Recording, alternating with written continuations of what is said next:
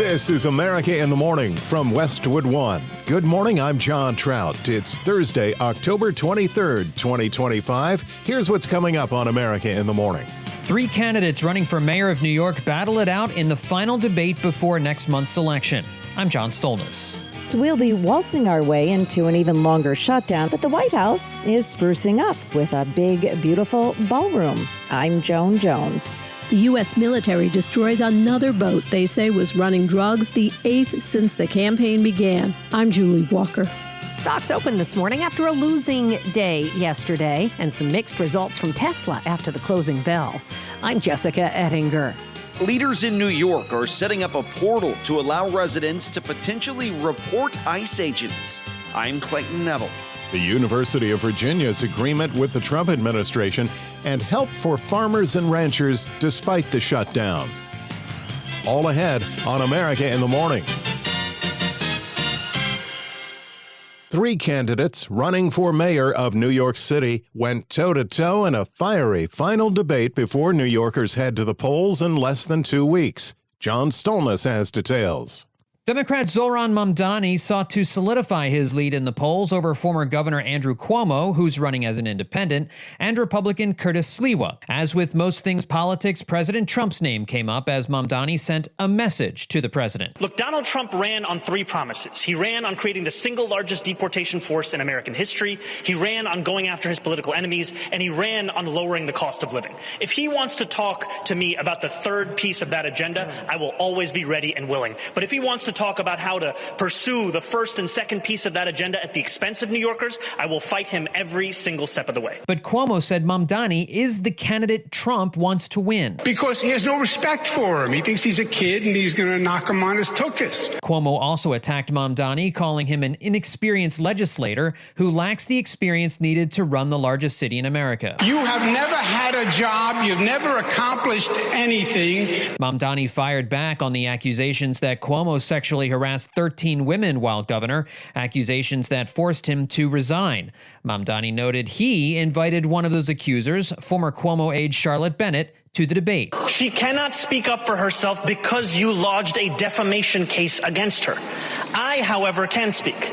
What do you say to the 13 women that you sexually harassed? Mamdani also addressed criticism of anti-Semitism by some Jewish voters against him, concerned over his past use of the phrase globalize the intifada, a phrase he now says he no longer uses. But also actually delivers on the implementation of the Hidden Voices curriculum in our school system so that children in this city learn about the beauty and the breadth of the Jewish experience right here in the 5 boroughs. You're the savior of the Jewish people? You won't denounce globalize the intifada, which means kill Jews. Republicans have urged Sliwa to drop out of the race, worried he's pulling support that would allow Mamdani, who Republicans have called a socialist, to win. Sliwa quit his long-standing radio show on 77 WABC live on the air Wednesday after the station's owner called him to drop out. At the debate, he said neither candidate is fit to be mayor. Zohran, your resume could fit on a cocktail napkin, and Andrew, your failures could fill a public school library in New York City. I'm John Stolnis. We enter day 23 of what is now the 2nd longest government shutdown in U.S. history. Correspondent Joan Jones reports that the Senate again today will hold votes that both parties feel are doomed to fail, as each side is also digging in about the demolition of the East Wing and building of a White House ballroom. On Wednesday, the Senate failed to advance the House-passed funding bill that would end the government shutdown. This was the 12th vote. Now, this vote came after a marathon speech by Democratic Senator Jeff Merkley of Oregon. This is now the 2nd longest government shutdown of any kind ever in the history of our country, and it's just shameful. Democrats keep making history, but they're doing it for all the wrong reasons. House Speaker Mike Johnson there. Now, the only shutdown that has gone longer was the 35-day funding lapse in late 2018 and early 2019. The vote on Wednesday ended once again with just 3 of the 5 needed Democrats voting in favor of the resolution. House Minority Leader Hakeem Jeffries, meantime, contends the blame sits with Republicans. Republicans remain on vacation for the 4th consecutive week, and Republicans have shown zero interest or capacity to reopen the government, enact a spending agreement that meets the needs of the American people, or address the health care crisis that Republicans have created. The next shot at ending the shutdown comes today at 11 a.m. Eastern Time. And if cloture fails again, as is expected, additional votes could follow in the coming days, potentially extending into next week. Meantime, President Trump is focusing his attention on the addition of a ballroom to the White House, which many news outlets have reported will now require the entirety of the East Wing to be demolished as early as this weekend. And critics are outraged that the president's plan wasn't cleared through historic preservationists and there was no public comment period. Speaker Johnson says nonsense. President Trump's going to add the greatest improvement to the White House in the history of the building since it was originally constructed in 1800. The ballroom is going to be glorious.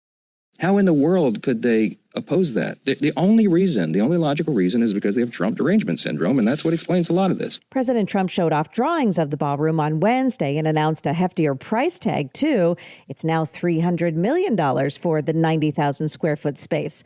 All of it, he says, is being paid by wealthy donors. I'm Joan Jones. When we return on America in the Morning, U.S. targets suspected drug-running boats after these messages.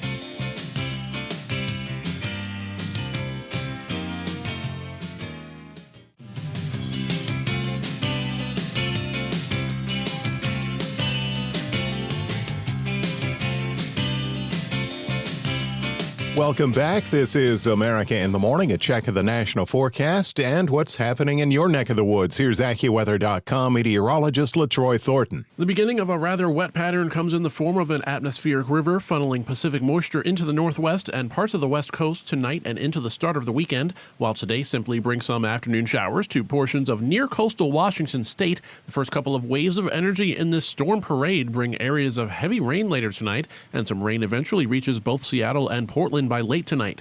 Through the day tomorrow, expect gusty winds along the coast, lowering snow levels through the mountains of western and central Washington and Oregon, and rain that may be heavy enough at times to deliver both urban and small stream flooding as far south as the northern California coast and just to the north and west of California's Central Valley.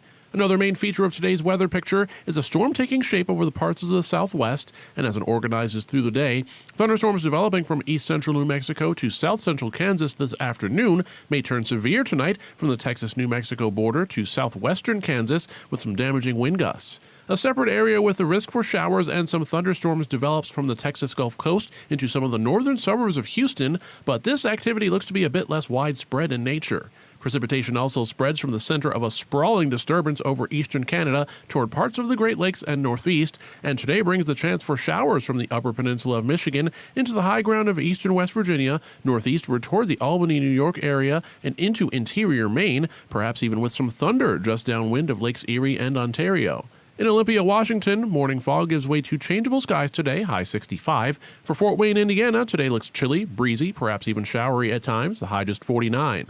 That's the nation's weather. I'm AccuWeather.com meteorologist LaTroy Thornton. Follow us wherever you get your podcasts. Search America in the Morning in your favorite listening app.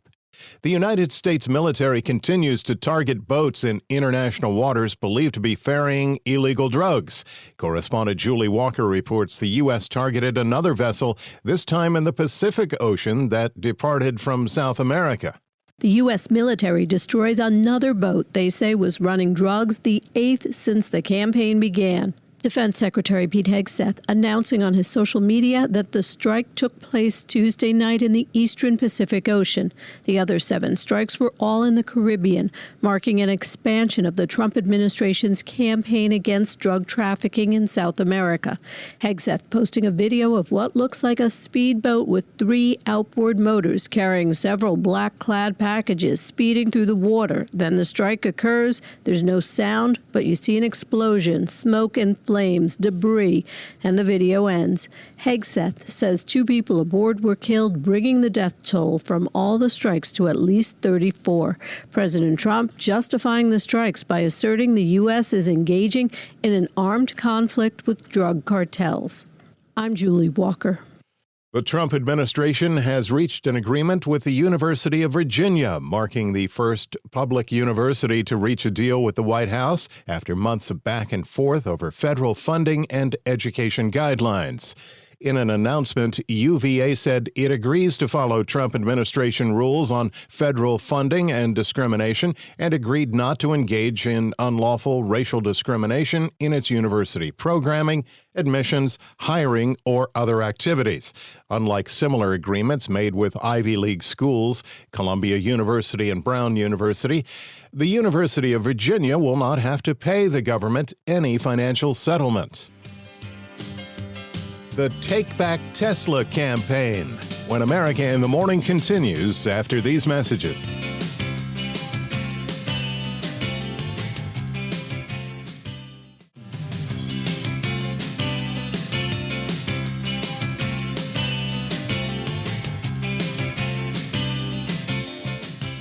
This is America in the Morning. With a check of Thursday business, here's CNBC's Jessica Ettinger. Wall Street opens this morning after a down day for stocks. Investors started worrying again about the Trump trade war with China. The Dow fell 300 points. The Nasdaq was down 200, but some investors are very optimistic overall. The reality is we're looking at record earnings this year, record profit margins, continued strong guidance. I mean, I know a lot of big companies still have to report. The labor market is weak. Yes, we haven't had data in a while, but we know that. The reality, though, is it's still a bull market. Still pretty optimistic. We're going to see a pretty good-sized fourth quarter rally when all is said and done, and just enjoy this strong earnings season. Carson Group's Ryan Dietrich on CNBC. Tesla reported mixed and for some disappointing quarterly results after the closing bell yesterday. This while the Take Back Tesla campaign is gaining steam, urging Tesla shareholders to reject the $1 trillion pay package for Elon Musk. Meantime, one expert tells CNBC that Tesla, which is trading at about 50 times earnings, it has a lot of work to do to justify that valuation. I'm not sure this new $37,000 vehicle is enough. With Volkswagen, BYD, others coming out with $30,000 cars, Hyundai right behind them, you need a $30,000 car. Now, you got to make that full self-driving car work a little bit better to be competitive with Waymo, and you have to start selling the Optimus robots. Former Tesla board member Steve Westley on CNBC.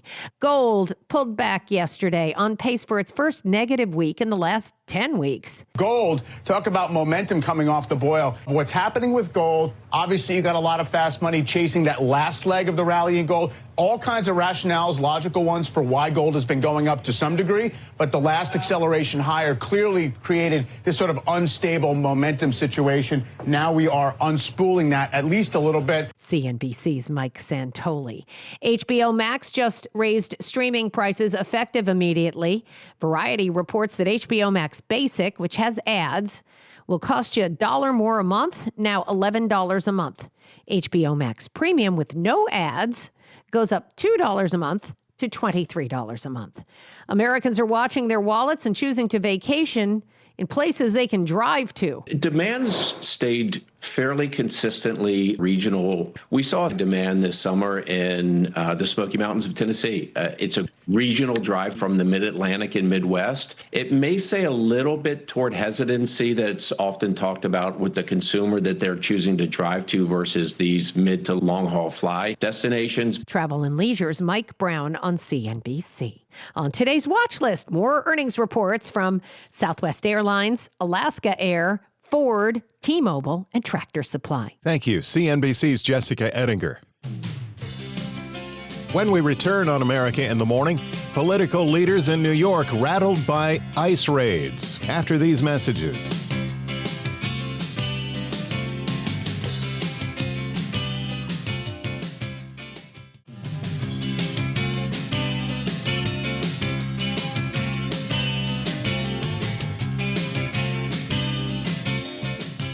Political leaders in New York continue to push back against Tuesday's ICE arrests. Correspondent Clayton Neville reports.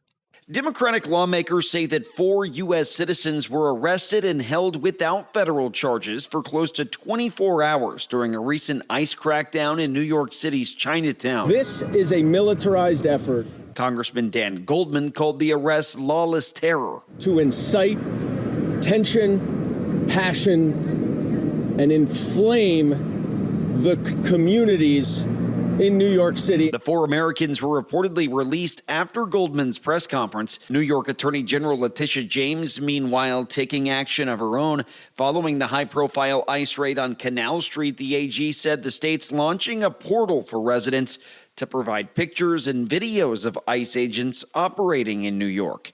I'm Clayton Neville. Well, the government may be shut down, but that's not stopping the reopening of thousands of rural farm service offices. Correspondent Lisa Dwyer explains. The Agriculture Department will reopen about 2,100 county offices across the country to help farmers and ranchers gain access to $3 billion of aid from existing programs. Traditionally, farmers and ranchers have been some of President Donald Trump's strongest supporters. Recently, some have expressed their displeasure with some of Trump's policies, saying he is creating competition for U.S. products, such as importing more beef from Argentina or a $20 billion aid package to Argentina, enabling them to sell soybeans to China. The USDA says that each farm agency office will now have 2 workers who will be paid while the government shutdown continues. Thousands of other federal employees, including air traffic controllers, are working without pay during the shutdown. I'm Lisa Dwyer. America in the Morning for Thursday, October 23rd, 2025 is produced by Jeff McKay. I'm John Trout. This is Westwood One.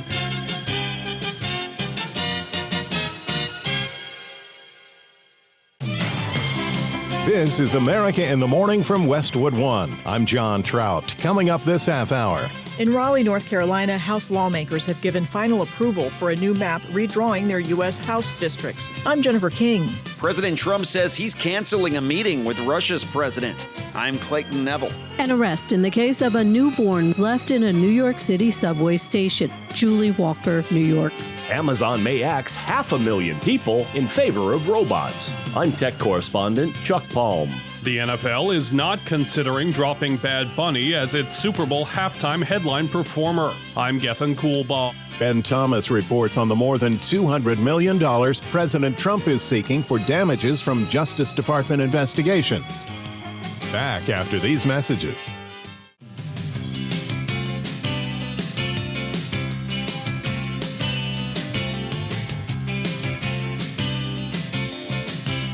Welcome back. You're with America in the Morning. There's potential for severe weather in the desert Southwest throughout the evening. Here's AccuWeather.com meteorologist LaTroy Thornton. The risk for organized severe weather returns to the U.S. today following a general lull in high-end thunderstorms since Sunday. The difference for today will be that a storm high up in the atmosphere crossing the Four Corners through the day will become better organized, developing both an area of low pressure and eventually a cold front later today and into the evening around the eastern part of the Colorado-New Mexico border.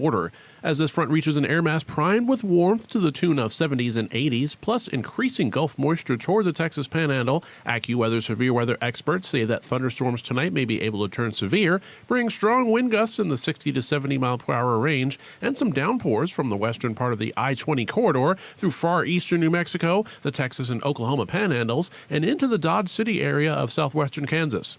However, through the daylight hours of today, I expect mainly showers around the Four Corners states, with any thunder most likely to develop this afternoon for eastern New Mexico, western and northern Texas, and into southern Kansas. Most places to the west of there, through the northwest and right to the west coast, end up with a dry day and at least some sun, but the first of a series of storms arrives in the Pacific Northwest late in the day today, with some showers near and along the Washington coast that will eventually evolve into occasional heavy rain later tonight. To the east of the plains, today's main weather maker will be a large storm centered over western Quebec and Canada. The flow of wind around this feature and the cold air above the still warm Great Lakes will support lake-effect showers from Michigan to northern Ohio, northern and western Pennsylvania, and all but southeastern New York, with additional showers developing into interior northern New England as well. Much of the rest of the east gets sunshine for much of the day today. I'm AccuWeather.com meteorologist LaTroy Thornton. Follow us wherever you get your podcasts when you search America in the Morning in your favorite listening app. North Carolina has adopted a new congressional map aimed at gaining an extra Republican seat in the U.S. House.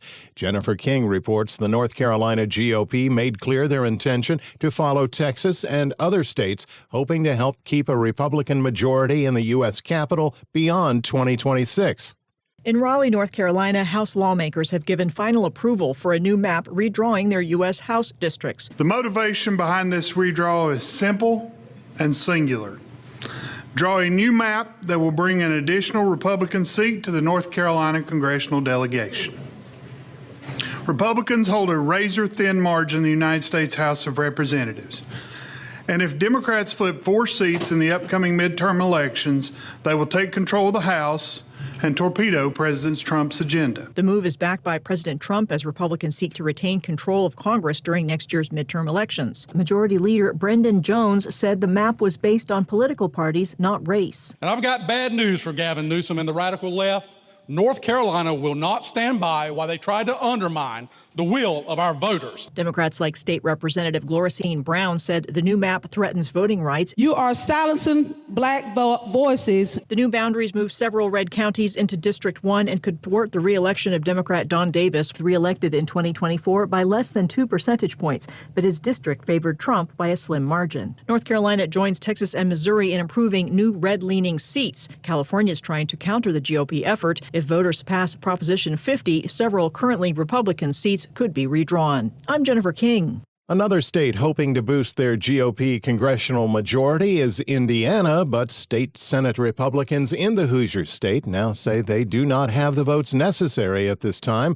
to pass a mid-cycle redistricting effort. Politico is reporting that Indiana Governor Mike Braun was inclined to call a special session to redo the state's maps, a move that could come as early as next week. The Republican leadership in Indiana is hoping to change the congressional map to flip 2 currently Democrat districts to Republican control. America in the Morning continues. After a second planned summit between President Trump and Russia's Vladimir Putin fell apart, Russia unleashed an attack on Ukraine's 2 largest cities, and both sides are preparing for another winter of war. Correspondent Clayton Neville reports the U.S. is unhappy with the cancellation of the face-to-face meeting and has announced they will enact sanctions against 2 of Russia's largest oil providers. The White House moving forward with efforts to broker a peace deal between Russia and Ukraine as war between those countries approaches its 3-year mark in February. A one-on-one between President Trump and Russian President Vladimir Putin, though, no longer in the cards, at least for now. Trump told reporters he called off a planned meeting in Budapest, which was expected to happen in a few weeks. It didn't feel right to me. It didn't feel like we were going to get to the place we have to get, so I canceled it. But we'll do it in the future. This as the fighting continues. 6 killed this week, including 2 children in a Russian airstrike on Ukraine's capital city. NATO Secretary General Mark Rutte was in D.C. and met with President Trump. He sided with the president when speaking to reporters. The president himself was very clear this weekend. Stop where you are, which sounds simple, but of course is also exactly right.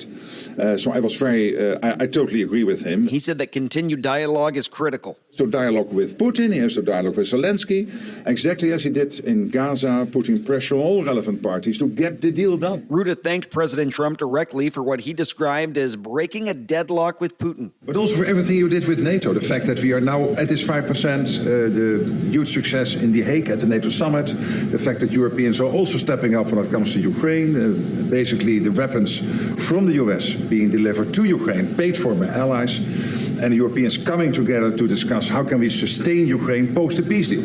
All of this is evidence of your leadership. President Trump met with Ukrainian President Volodymyr Zelensky last week. He's now doubling down on his refusal to give Ukraine long-range Tomahawk missiles. Trump said the training involved in that's just too complex. He said we know how to use them, but we're not teaching others how to use them. Meanwhile, the Trump administration sending a stern message. Treasury Secretary Scott Bessent announced new sanctions against Russia's 2 biggest oil companies, Rosneft and Lukoil, and called the war senseless. Bessent said in a statement, quote, "Now's the time to stop the killing and for an immediate ceasefire." I'm Clayton Neville. President Trump has suggested he's entitled to compensation from the federal government over investigations he faced after he left office and that the probes were politically motivated. Correspondent Ben Thomas reports the Justice Department, led by the president's former attorney, could approve a hefty payout in taxpayer dollars. In the Oval Office, reporters asked President Trump about a report he's seeking financial payback from his own government. The New York Times Times is reporting that your legal team is seeking $230 million from your own Justice Department now in response to the investigations into you. Is that something you want your legal team to do? I don't know what the numbers are. I don't even talk to them about it. All I know is that they would owe me a lot of money. The New York Times reports the $230 million in damages relates to the 2022 FBI search of Trump's Mar-a-Lago property for classified documents and for the investigation into potential ties between Russia and his 2016 presidential campaign. Look, what they did, they rigged the election. And as you know, we had, in one case, 60 Minutes had to pay us a lot of money. George Slobodanopoulos had to pay us a lot of money, and they already paid. They paid me a lot of money because what they did was wrong. But the president says he's not after money. But if I get money from our country, I'll do something nice with it, like give it to charity or give it to the White House while we restore the White House. And he acknowledges. And it's awfully strange to make a decision where I'm paying myself. In other words, did you ever have one of those cases where you have to decide how much you're paying yourself in damages? But I was damaged very greatly. Ben Thomas, Washington. When we return on America in the Morning, multinational technology companies' plans to replace humans with robots. After these messages.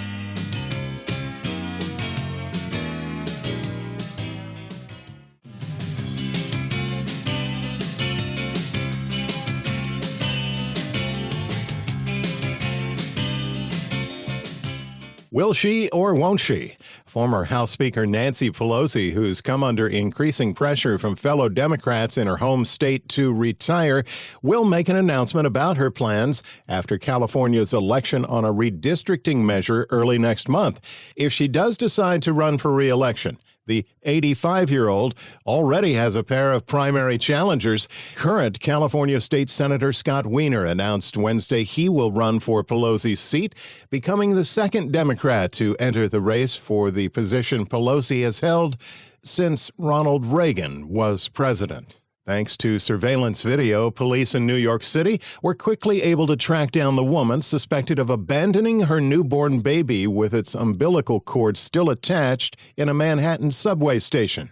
Correspondent Julie Walker reports. An arrest in the case of a newborn with the umbilical cord still attached who was left in a New York City subway station. Police say they have the baby's mother in custody after releasing surveillance photos. She's a 30-year-old Queens woman and faces charges of abandoning and endangering a child.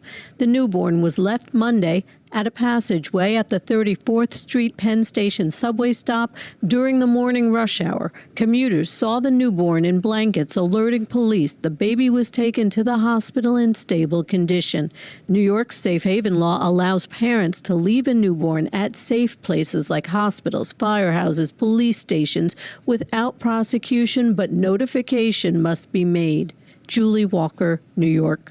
With his U.S. Senate campaign under fire, Maine Democrat Graham Plattner said Wednesday that a tattoo with an image widely recognized as a Nazi symbol on his chest has been covered.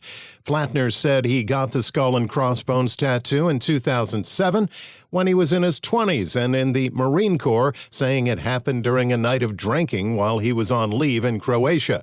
Plattner, an oyster farmer, former Marine and progressive, launched his campaign in August to face Republican Susan Collins in next year's U.S. Senate election.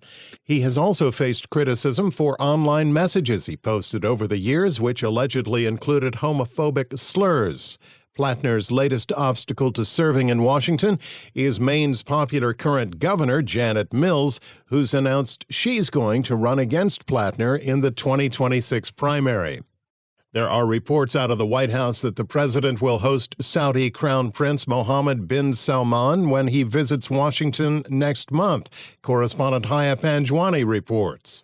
President Donald Trump's administration is preparing for a visit to the United States by Saudi Crown Prince Mohammed bin Salman next month. U.S. officials familiar with the plans for the trip say work is underway to prepare a package of agreements President Trump and the Crown Prince could sign or witness during the visit. That's according to several people familiar with the planning who spoke on the condition of anonymity. The planned visit will be the first to the United States by the Crown Prince since the killing of Washington Post columnist Jamal Khashoggi in the Saudi consulate in Istanbul during Trump's first term in office in 2018. U.S. intelligence agencies said Prince Mohammed likely directed the killing. That resulted in U.S. sanctions against several Saudi officials. Prince Mohammed denies his involvement, but in the years since, both the Trump and Biden administrations have tried to mend ties with Saudi Arabia. The opening major foreign trip of Trump's second term was to Saudi Arabia. Hayat Panjwani, Washington. Leaked documents indicate that Amazon is looking to save big bucks by replacing more than 500,000 factory workers with a robotic labor force. Chuck Palm has that in today's Tech Report. The all-inclusive shopping and shipping superstore is plotting to swap out 600,000 American workers with robots. Amazon's future plans paint a stark picture of 75% automation across operations, starting with 160,000 human roles removed by 2027. Amazon has already unleashed over 1 million robots in its facilities, and they're testing humanoid walkers like the Agility Digit robot to handle that tricky stuff that humans do best. So what's the payoff? A cool $12.6 billion in savings from 2025 to 2027. That translates to 30 cents off every item that you buy on Prime.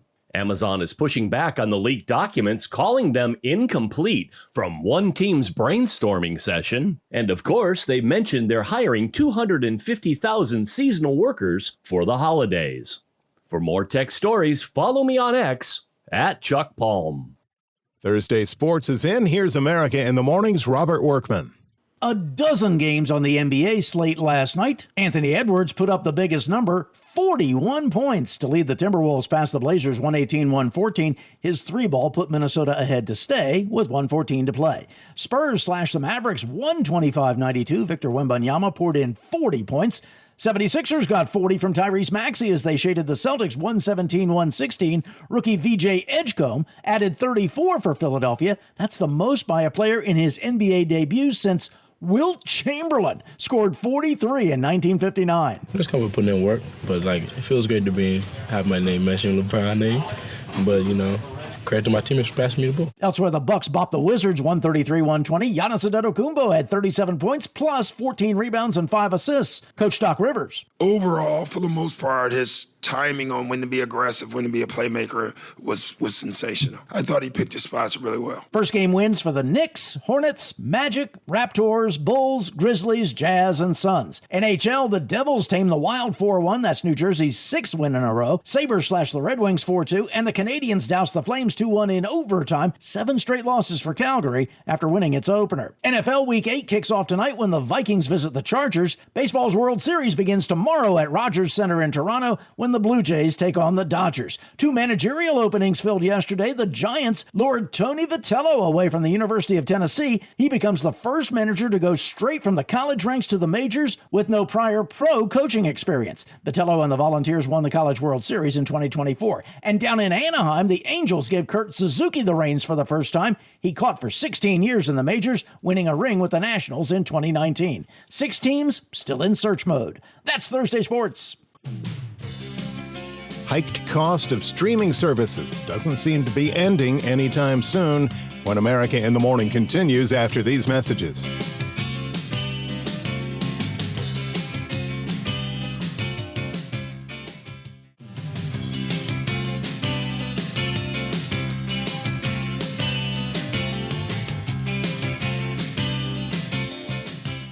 Much like heading to the supermarket, you may have to dig a little deeper to pay for your streaming services. Entertainment reporter Kevin Carr explains. In the middle of the streaming wars, the consumer is a common casualty. This month, Warner Bros. Discovery announced it will be increasing its prices across the board, including its flagship service, HBO Max. The streaming service will be upping its prices to $10.99 with ads and $22.99 for premium. This is not the only price hike consumers will be seeing this month. Already, Disney Plus has included a couple bucks to each plan in October, raising prices to $11.99 with ads to $18.99 without.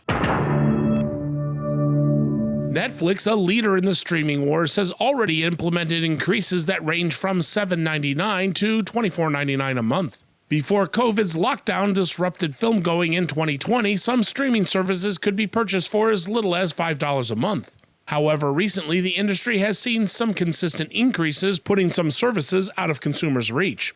Some of these are impacted by content acquisition, including Amazon MGM purchasing the James Bond franchise.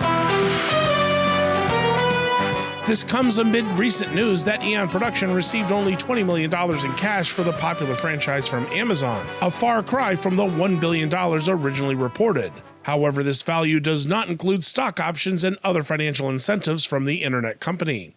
I'm Kevin Carr. This season's Super Bowl halftime headliner will not be changed despite facing increased opposition from the White House, a number of conservatives, and some football fans. Correspondent Gethin Coolball reports. The NFL is not considering dropping Bad Bunny as its Super Bowl halftime headline performer. Commissioner Roger Goodell made that clear Wednesday at the league's annual fall owners meeting. He's one of the leading and most popular entertainers in the world. That's what we try to achieve. It's an important stage for us. It's an important element to the entertainment value. It's carefully thought through. Goodell said the league is accustomed to getting blowback for its entertainment choices, given the size and breadth of its fan base. I would say that I'm not sure we've ever selected an artist where we didn't have some blowback or criticism. It's pretty hard to do when you have literally hundreds of millions of people that are watching. But we're confident it's going to be a great show. The Puerto Rican artist has been vocal in his opposition to U.S. President Donald Trump and his policies. He understands the platform that he's on, and I think it's going to be exciting and a united moment. Trump, on a conservative TV news network, called the NFL's decision crazy and ridiculous. I'm Gethin Coolball. America in the Morning for Thursday, October 23rd, 2025 is produced by Jeff McKay. I'm John Trout. This is Westwood One.